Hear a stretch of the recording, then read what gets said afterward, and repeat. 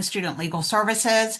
We're a law office on campus. I'm going to tell you a little bit more about us, but I'm happy to be here with you tonight. So let me get started with the presentation.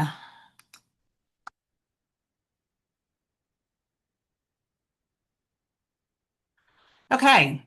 Um, so we are a law office for students. We're funded out of your student fees. We were created back in 1976 by student government. We are located on the third floor of the Student Union. All visits to our office are confidential. You can come see us about any matter. We don't talk to any university administrators. We don't talk to your parents. We don't talk to anybody without your permission. The minute you walk in the door, an attorney-client relationship is created, and that all communications to us are confidential. What do? We do a lot of landlord tenant. If you are thinking about moving off campus, let us review your lease with you. If you're off campus already and you're having issues with your landlord, failing to make repairs or not refunding your security deposit, you can reach out to us about that. If you want a healthcare power of attorney, that's a document that you can draft or sign authorizing a family member to make medical decisions for you when you can't.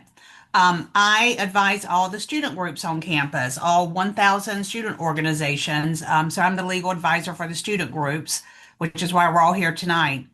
We also provide advice on criminal and traffic matters. We represent victims of domestic violence, and then we represent students on consumer issues. If you're having issues with credit card debt or medical bills or those kinds of things, we can help you with that.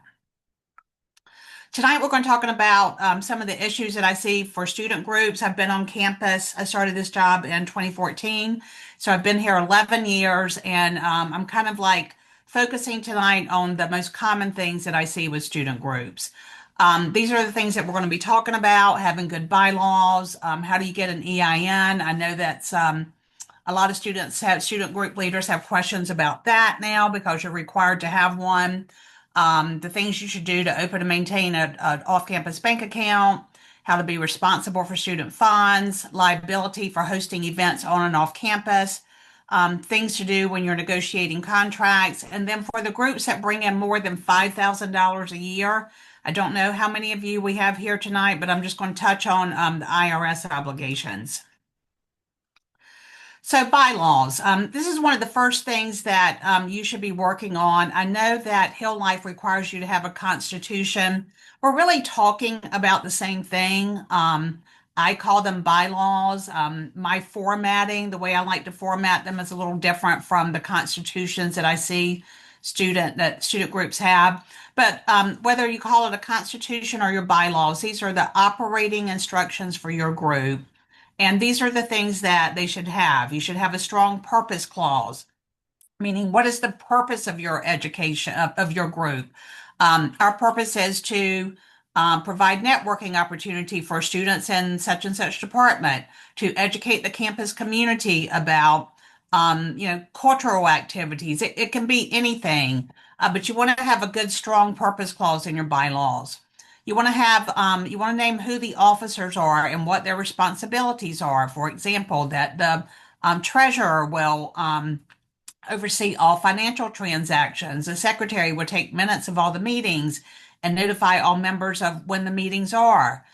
You want to include how often you meet and how much notice that you should provide to your members. And then one thing that we started encouraging student groups to do a few years ago is having removal procedures. If somebody is not complying with their obligations as an officer or a member, how do you remove this person and can you? And, one of the things that we tell you is that you need to have due process if you're going to try to remove a currently enrolled UNC student from your group. And then there's a few other things that the IRS requires, like your taxable year should be in there, meaning what is the financial year of the organization? Is it the calendar year, January 1st to December 31st, or do you follow the university's taxable year, which is July 1st to June 30th? A dissolution clause is important that says that in the event that your organization dissolves, you want all of your money to go to a similar organization with a similar purpose. What you can't do as a nonprofit, which all student groups that are operating for a charitable or educational purpose, you are by definition a nonprofit as opposed to a for-profit business. So one of the things that the IRS requires you to have is a dissolution clause saying in the event that you dissolve, all your money will go to a similar organization. And then you need to also have a prohibited activities clause, which means that as a nonprofit, you can't engage excessively in politics and you can't lobby. So those are two clauses that should be in your bylaws. Applying for an EIN number. What is an EIN? This is the employer identification number, and you can think of it as a social security number for your group. The EIN number will follow your group forever as long as it exists. So it's real important that you document what that is, that you upload your EIN letter in your confidential Hill Life portal, that you have it in your Google Drive if that's what you're using to keep important documents. But it's real common for student groups to lose the EIN, and that is very problematic for the group and for future leaders to try and find what that number is, because, like I said, it follows the group forever. How do you apply? You apply online at irs.gov, and the form to do that is SS4. Again, I encourage you to keep a copy. Once you get that number, once you hit submit, you should get the number right away. The IRS will send you a letter. It's very important to keep that letter. Who should apply? It should be an officer of the group. Whoever is applying has to enter your name and your social security number when you apply, and that is legitimate. That's the IRS making sure that there is a real person out there applying for this social security number. What do you need it for? You need it to open up an off-campus bank account for any, it used to be just for self-generated funds, money that you guys were raising on your own, but now, as of this past summer, student government is also requiring that you have an off-campus bank account to receive any student government funds.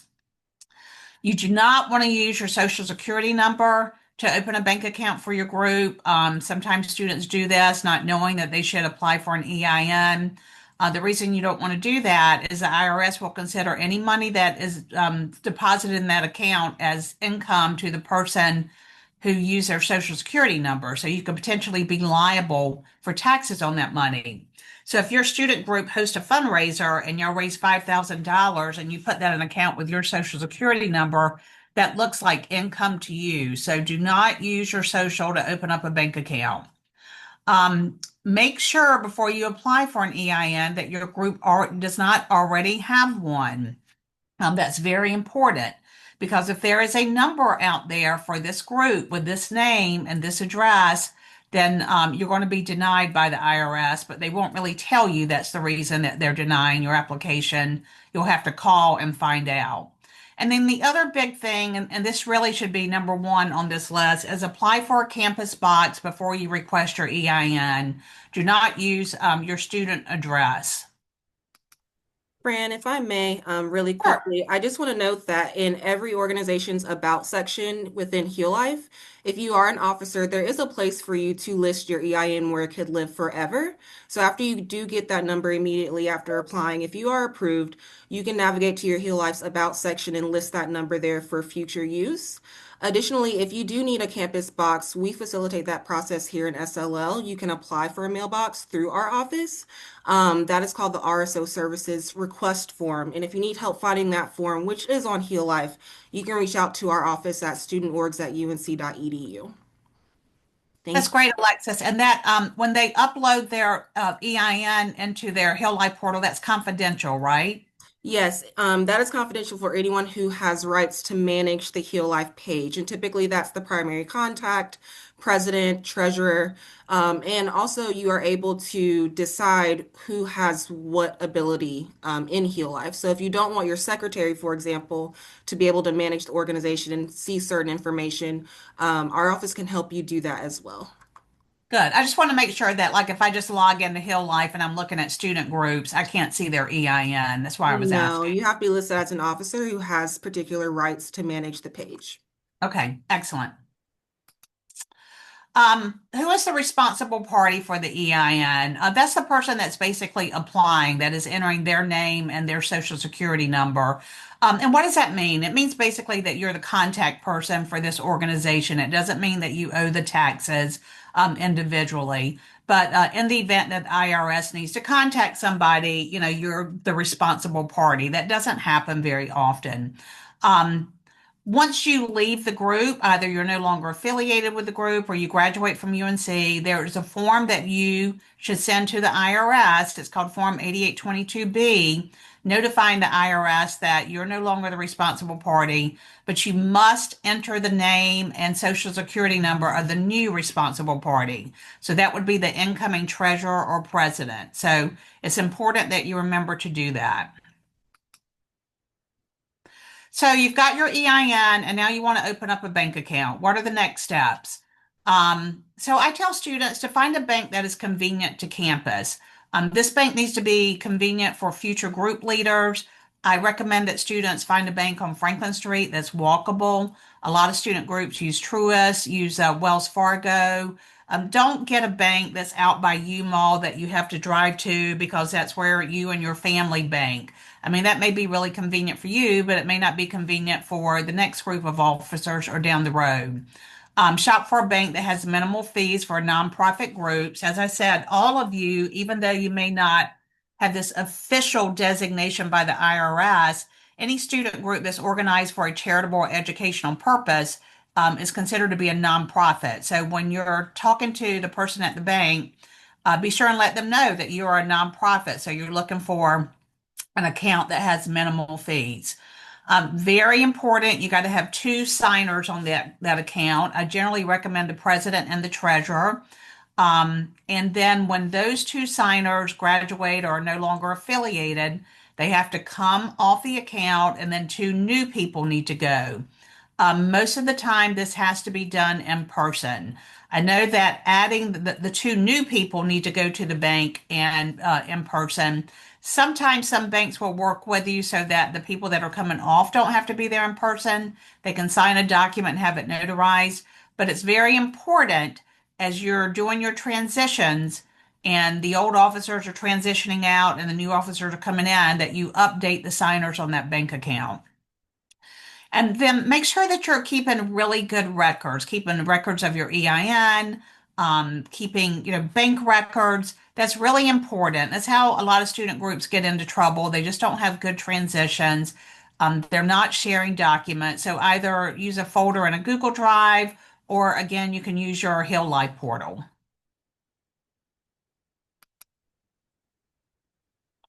Being financially responsible for student funds. So, you're receiving this money from student government, or you're collecting membership dues, or you're having fundraisers. You need to be good stewards of that money. You need to be financially responsible. You should always have two sets of eyes on your bank account. Don't let it be just one person. Again, I can't emphasize this enough. Good record keeping. It's just so important to have good record keeping. As I say here, future leaders are going to need that information. That's one of the biggest issues that I see with student groups because there's so many transitions every year that important information gets lost. Make sure you've got two sets of eyes on your bank account. Don't use an individual's personal Venmo or a Cash App because if that person graduates and there's money in there, it can be a hassle to try and locate that person to get it back. I think Venmo now, for a while, they wouldn't let a nonprofit have a Venmo account, but I know you can do that now.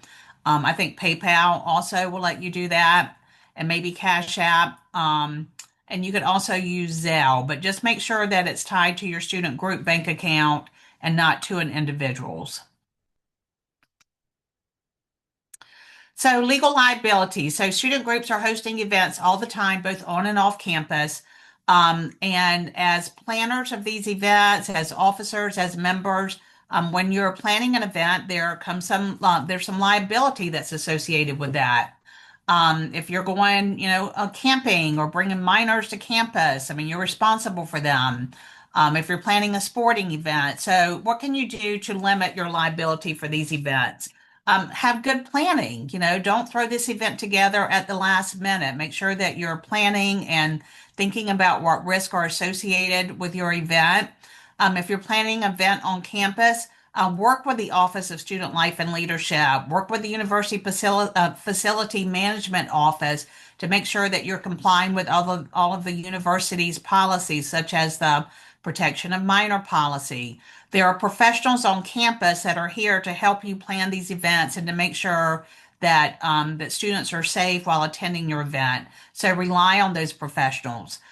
You can get a written release for liability for people that are attending your event to sign releasing the group from liability. If you're engaging in high risk activities, a high risk activity I consider would be serving food to people, rock climbing or anything where people can get hurt. You might want to consider incorporating to limit your liability. And that's something that I touch on a little bit later, but my office can also assist you with that. And then the other thing, it sounds expensive, but it's really not, is consider buying liability insurance for your event. You can get event insurance sometimes for like, $150, $200. I know it seems like a lot, but it's a good risk management practice if you're hosting a big event to have that insurance in place. Um, Again, just some ways, to have the rules in writing, make sure that the members of your group and the attendees know what to expect at this event, um, including your bylaws, what's expected of the officers and members if they're overseeing these events, making sure that you have some supervision there, someone that's skilled. That is a leader in your group that is going to be there to oversee things. Make sure that you have a plan for a medical emergency, that you have first aid that's close by, and then again consider buying some insurance to protect you in the event there is some kind of incident associated with your event. This is what a release of liability looks like. It's a form that your participants would sign, just basically releasing and holding harmless the student group, its officers, advisors, and members. You can contact our office. We provide a template for you to use. We don't draft these waivers specific for every event on campus if other UNC students are signing them because we can't represent one UNC student against another. But I do have a template that I can provide to you so that you can draft your own written waiver. So I talked about incorporating a little bit earlier. Not all groups have to do this. Again, I only recommend this for groups that are engaging in, just high risk activities. And, we can talk, I can talk to you about whether or not your group falls into that category. But the benefit of incorporating it is that it creates a corporate shield around the members and the officers and limits them from personal liability. So in the event that somebody is injured at your activity and they decide that they want to file a lawsuit, again, this doesn't happen very often. But in the event that they file a lawsuit, they can only get to what the student group has. They wouldn't be able to pierce the corporate veil and come after the members and the officers individually. And deciding whether or not your group is going to do that, again, you want to look at whether there's a lot of risk associated with your activities. And sometimes your national group might require incorporation. What does it mean that once you've incorporated and you've created a separate legal entity, what are your obligations? You must have a registered agent who resides in North Carolina. Ideally, that's not a student because every time that your address changes, you need to update that with the Secretary of State. If your advisor would consider doing it, that would be great. The registered agent is really like the contact person for your corporation. So it's better to have somebody that has a permanent address. But if not, if your advisor's not willing to do it, a student can do it. You just have to update it every time that person is no longer part of the organization, or if their address changes, you've got to update their address. You should be keeping minutes of all your meetings. You need to have at the very least one annual meeting. Of course, student groups meet a lot more than that, but you should be keeping minutes at all of your meetings. And if you're incorporated, you should prepare an annual report that kind of highlights the events and activities over the past year and present that to your membership. And all of these things you do because you need to act like a corporation. If you're going to enjoy the protection of that corporate shield that I talked about, you've got to be responsible and act like a corporation. How do you incorporate? You do that through the North Carolina Secretary of State's office. There's a form that you complete called the Articles of Incorporation. The cost to file that is $60. You have to reserve your name. You use your official name. So make sure whatever name that you're putting on there is the name that you want to follow your group because that will become the official name with the North Carolina Secretary of State's office. The turnaround time is pretty quickly. Once you file it, you should hear back from them in 72 hours as long as your articles of incorporation has been completed correctly. And if you decide to do this, I'll be happy to review that with you. So signing and negotiating contracts for events on and off campus. This would be like if you're bringing a speaker to campus or you're hiring a DJ for an event, or maybe you're renting a venue.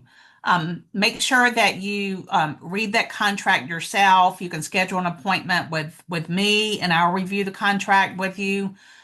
Make sure you contact my office as soon as possible. Please don't wait till a couple of days before the event because I may not be in the office or may not have an appointment available. If you're incorporated, the person that signed, if you're not incorporated, I'm sorry, let me emphasize that. If you're not incorporated, this is really important. The person that signs that contract is individually liable if there's a breach. So if you guys decide to cancel at the last minute and the DJ decides that he's going to sue you for the $5,000 that you were supposed to pay them, if you're not incorporated, he would file a lawsuit against the person that signed that contract individually. If you're incorporated, it would be the corporation that's liable. Make sure that you get all the terms in writing and included in the contracts, not a bunch of text back and forth, not a bunch of emails. If you have a contract with this vendor or DJ or speaker, everything that you're agreeing to should be in that contract. So make sure that you have a contract in writing and it contains all the terms of the agreement.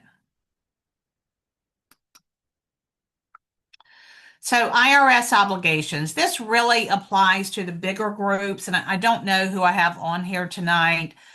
When I say bigger group, I'm talking about groups that bring in more than $5,000 per fiscal year.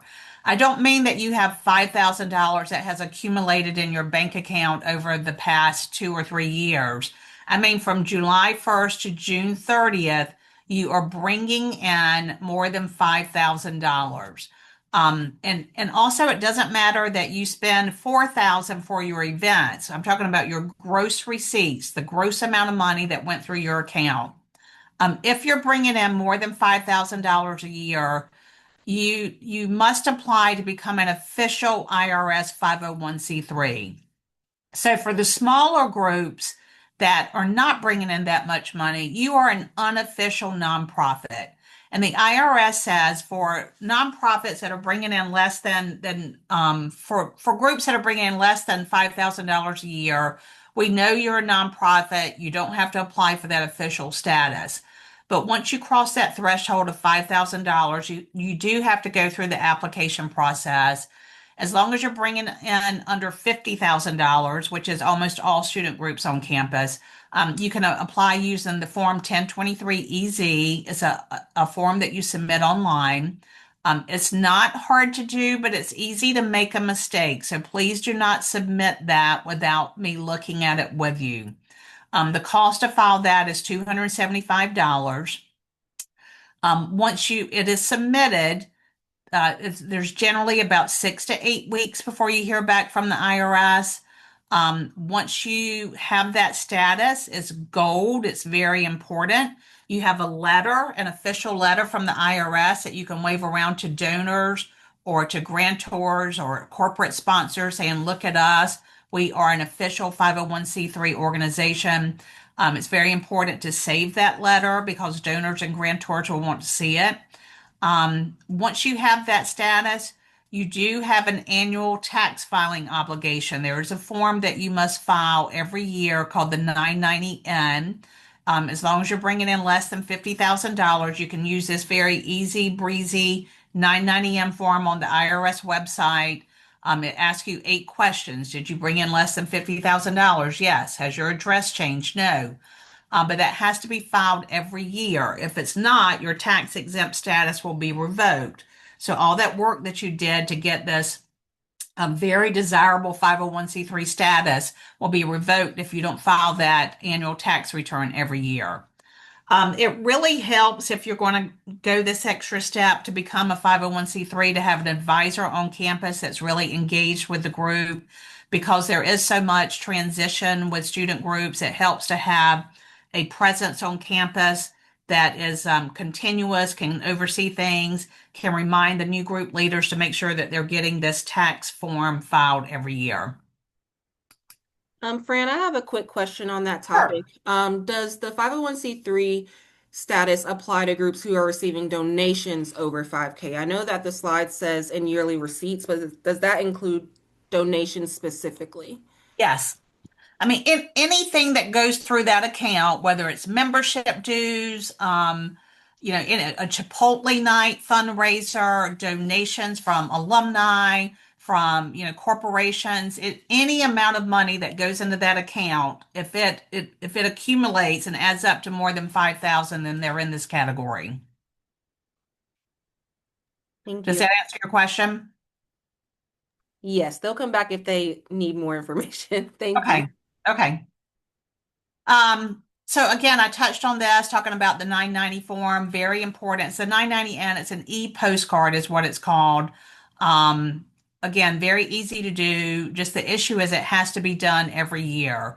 And the problem is if it's not filed, your 501(c)(3) status would be revoked and you would have to pay taxes on the money that you've raised in addition to fines and penalties.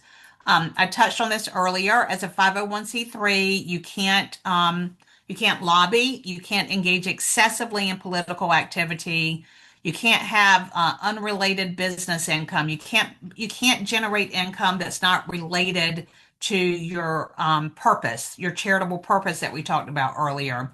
And then you can't have a private benefit. You can't disperse funds to members and officers and say, "Oh, we made $500 for this event and we worked so hard. Why don't we all pay ourselves $50?" You can't do that. Any money that is generated by the nonprofit has to be returned to the nonprofit to support the charitable purpose of the organization. And again, for these smaller groups out there that are really just operating on, the $500, $1,500 that you get from student government, you don't need to worry about this. Again, the magic number is over $5,000. Then you need to be meeting with me to think about this process and start it. Best practices. Attend the Hill Life trainings. I wish that we could I'm so glad that all of you are here tonight. It's really important that you're here. I wish we could, mandate that you attend every training that we have. But whenever the Office of Student Life and Leadership and help, if they're offering some kind of training for officers, make sure that you have somebody there. The president, treasurer, vice president, secretary, somebody should be at this meeting, at this training, taking notes. Because think about it, you're actually running a small business, is what you're doing. Yes, it is a nonprofit business, but you're running a small business and you need training, you need education on how to do that and how to do it well. Again, having good bylaws. I'm happy I have some bylaws that I can share with you that I give to students to use as a guide. Good record keeping, more than a tweet or a screenshot. Make sure that you're uploading proper documentation. Checks and balances, two eyes on that bank account. Make sure there's more than one person that knows what's going on with the organization's money. Number five, I can't stress this enough, just having good transition plans between leaders, making sure that the officers are sitting down together in April whenever you're transitioning and teaching the younger officers what you've learned along the way, telling them about our office, about Alexis's office, and the resources that are available through Hill Life so that they can get the training and education that you need. And as you're doing these transitions and developing the group, make sure you're including the younger members. You don't want all the seniors to have all this education and training and then they graduate. Identify that freshman or sophomore in your group that has leadership potential and is very invested in your group and include them in these discussions with my office, with the Hill Life trainings, so that you have these strong transitions as the older officers are leaving the group. If you've got an advisor that's engaged with your group, that's very helpful. Keep them focused and up to date on what's going on with your organization. Because again, you guys graduate, but they're still here. And then educate yourself. If you decide that you want to incorporate and you're going to go for this 501c3 status, IRS.gov has a lot of good information on their website. The North Carolina Secretary of State, which is where you incorporate, also has good information. There's, the nonprofit, North Carolina State of the Nonprofit Council. There's a lot of good information out there online to educate yourself about what it means to be a nonprofit corporation and to be a 501c3. This is us. This is our office. We have three lawyers and a full-time legal assistant. Please come see us. Again, all visits to our office are confidential. You don't have to come see me just about a student group matter. We can help you with all the other matters that I talked about earlier. And the other thing about our office is, again, we're funded out of your student fee, so you don't pay to come see us. If you have to file a lawsuit, for example, against your landlord, you would pay the court costs for that, but you don't pay to consult with us. So if we can help you with anything during the time that you're here, please reach out to us.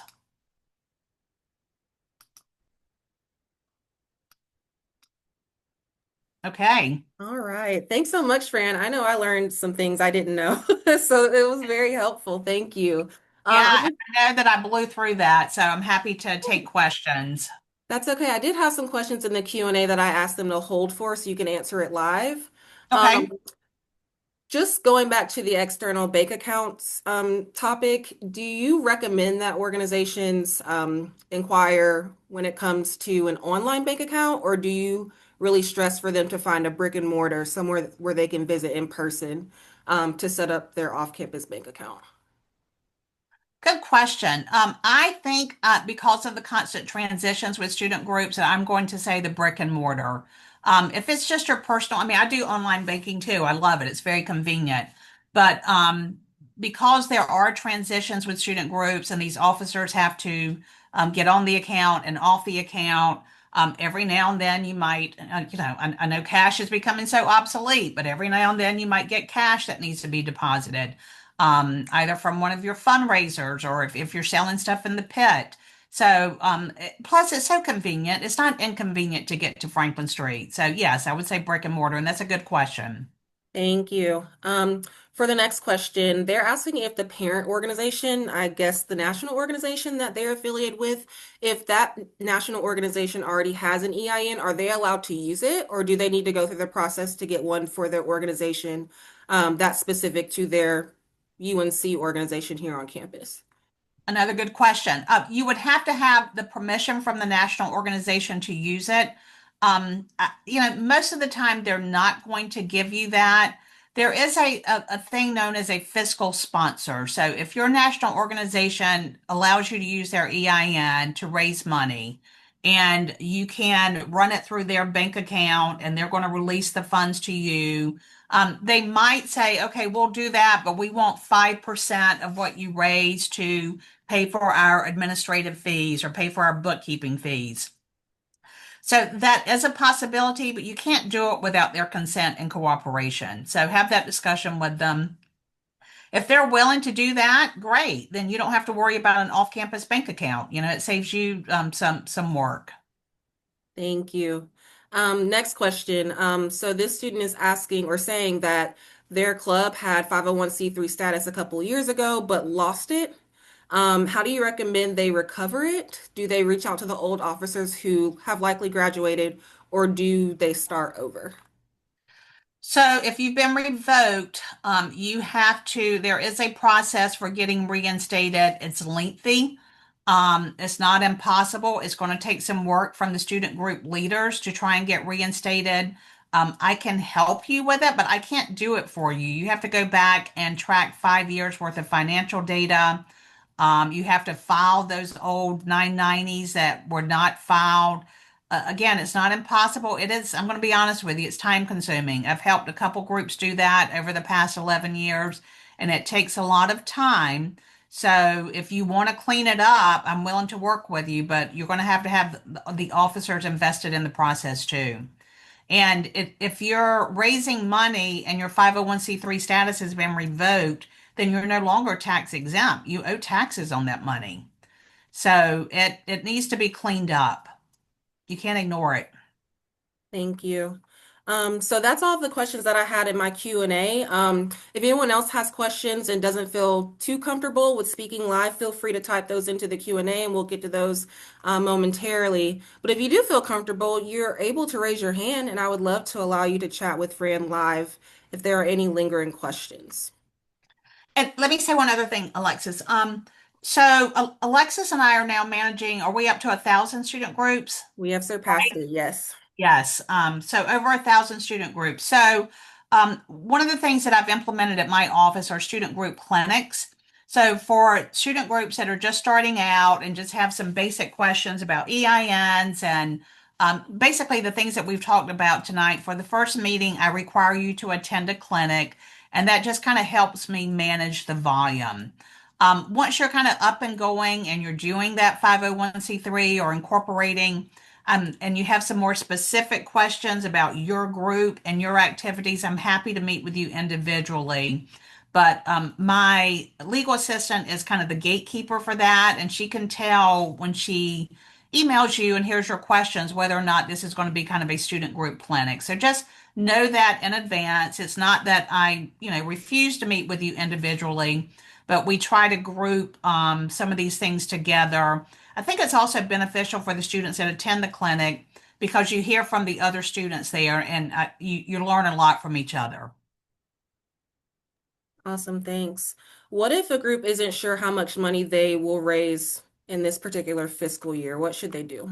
It's okay. You can look back. You can let this year be your test year or even 2 years. It doesn't have to be done right away, but if at the end, and actually the IRS is looking at a 3-year period. So if you have like over the past 3 years, you had 1 year that you were over 5,000 and the other years you were at 2 or 3, you don't really have to file for that status. But if you are reaching 5,000 and you are at that number, continuously, you need to do it. But if you have an isolated year or even just that first year, you have some time to kind of review and determine whether or not you need to do this.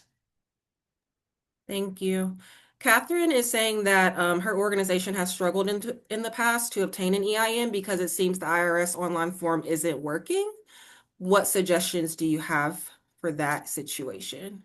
So the only time, Catherine, that I know that that you've been denied an EIN, when you hit submit, and if it doesn't populate immediately, most of the time my experience has been this group already has an EIN.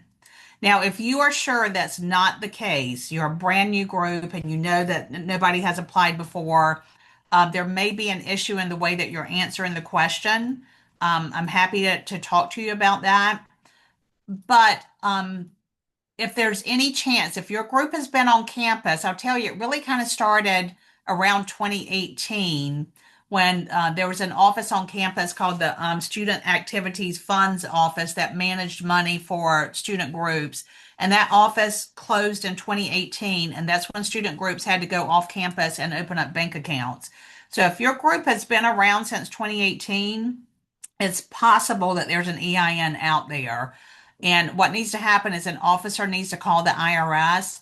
They're not always very helpful in giving you what that EIN is. Sometimes, I encourage you to like try and find old officers if that's possible. Another way to get the EIN sometimes is to go to the bank. If you have a bank account, um, sometimes the bank will look and tell you, oh, yeah, here's your EIN. But most often, that says to me that there's already an EIN for this group. Thank you. All right, I've cleared up the Q&A. If there are any more questions, feel free to type it in the Q&A box, or you can feel free to raise your hand and ask your question live.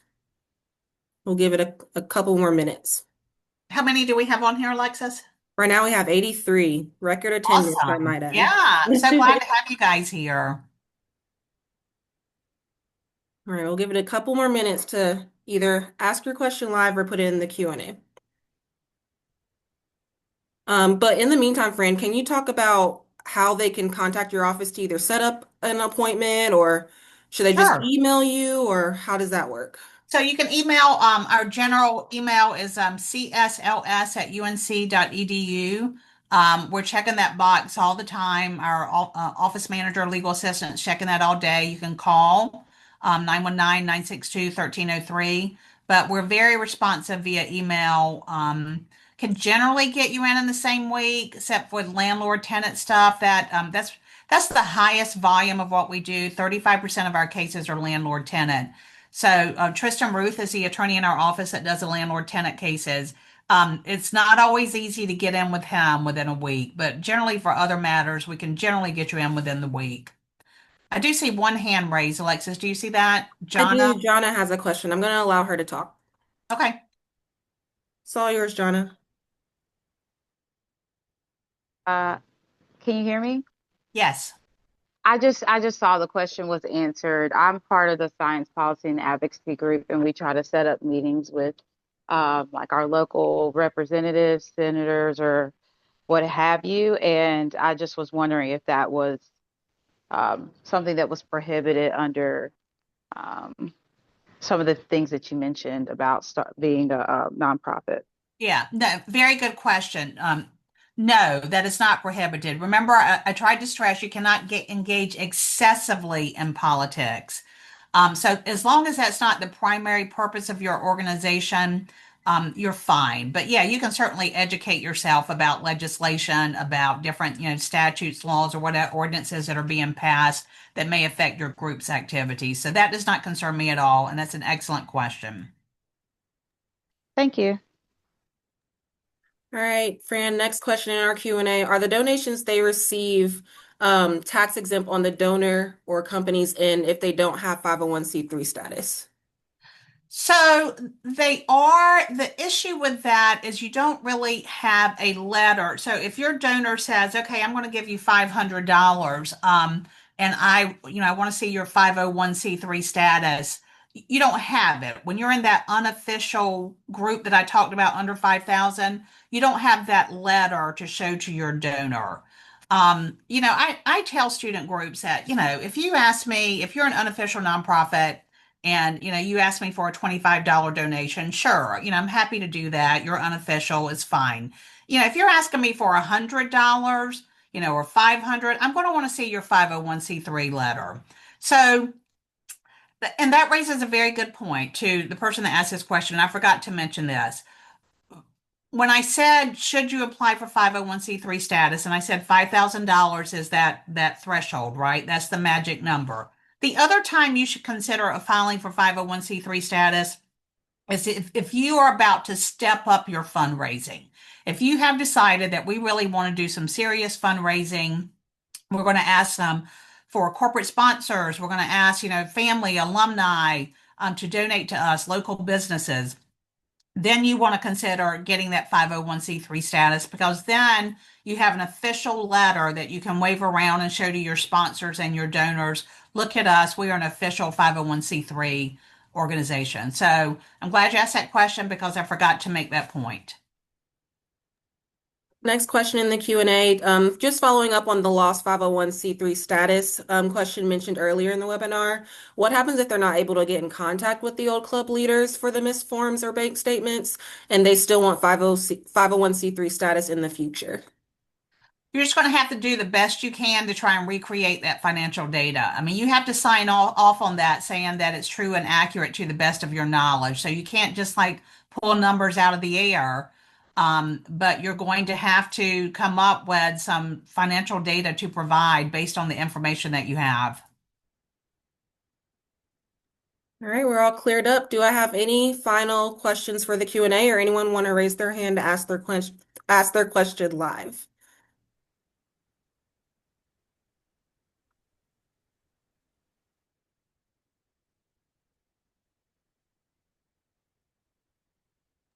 Gonna give it a second for those that are typing, just in case. Yeah, and I want to say again, I'm just, I'm so glad you guys are here. I'm proud of you for signing up for this. Again, it's important. I wish that we had 83 to 100 every time we did one of these things because, like I said, you are running small businesses and you need to be educated about the things that can affect your group and can affect you individually.